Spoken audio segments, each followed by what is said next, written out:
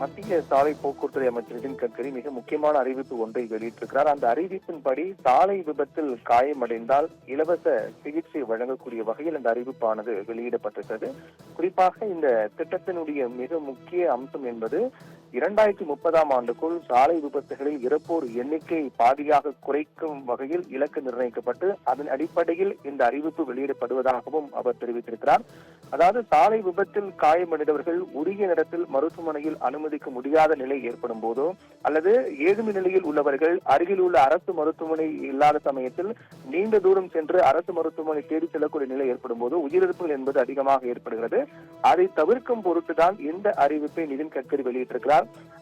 சாலை விபத்தில் காயமடைந்தவர்கள் 7 நாட்களுக்குள்ளாக தனியார் மருத்துவமனையில் அனுமதித்தாலும் கூட 1,50,000 ரூபாய் வரை இலவசமாக சிகிச்சை எடுத்துக் கொள்ளலாம் என்று அந்த அறிவிப்பில் குறிப்பிடப்பட்டிருக்கிறது.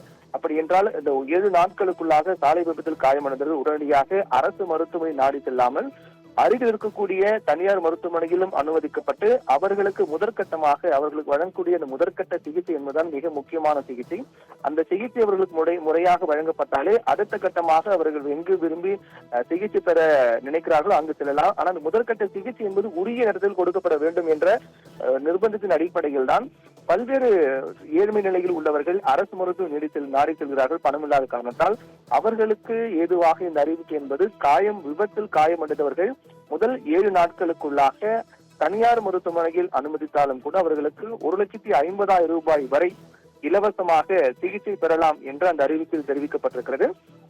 அதைத் தொடர்ந்து இந்த திட்டத்தை கண்காணிப்பதற்காக 17 பேர் கொண்ட ஒரு குழு அமைக்கப்பட்டு இந்த திட்டம் எப்படி செயல்பாட்டுக்கு வந்திருக்கின்றது, இதனுடைய பலன் மக்களுக்கு எந்த அளவுக்கு சென்று சேர்ந்திருக்கிறது, தொடர்ச்சியாக இந்த திட்டம் பின்பற்றப்படுகிறதா, உரிய முறையில் ஒவ்வொரு மருத்துவமனைகளும் முறையான சிகிச்சை அளிக்கிறார்களா, ஏழ்மை நிலையில் உள்ளவர்கள் மட்டுமல்லாமல் ஒட்டுமொத்த மக்களும் விபத்து காயமடைய கூறியவர்கள் இதில் பலனடைகிறார்களா என்பது குறித்து கண்காணிப்பதற்காக 17 பேர் கொண்ட ஒரு குழு அமைக்கப்பட்டிருப்பதாகவும் அவர்கள் இந்த செயல்பாட்டினை கண்காணிப்பார்கள் என்றும் நிதின் கட்கரி தெரிவித்திருக்கிறார். ஏற்கனவே தமிழகத்தில் இதே போன்று 2021ஆம் ஆண்டு முதல் இன்னுயிர் காப்பும் நம்மை காக்கும் 48 என்ற திட்டம் நடைமுறை உள்ளது. அதில் விபத்தில் காயமடைந்தவர்கள் அந்த 48 ஹவர்ஸ் இந்த கோல்டன் ஹவர்ஸ் என்று சொல்லக்கூடிய மிக முக்கியமான 48 மணி நேரத்துக்குள்ளாக தனியார் மருத்துவமனை அனுமதித்தால் அவர்களுக்கு இலவச சிகிச்சை அளிக்க வேண்டும் என்ற அடிப்படையில் அந்த திட்டம் செயல்பாடு உள்ள நிலையில் இது போன்ற ஒரு திட்டம் என்பது தற்போது நாடு முழுவதும் செயல்பாட்டுக்கு வர வகையில் மத்திய அமைச்சர் நிதின் கட்கரி அறிவிப்பு வெளியிட்டிருக்கிறார்.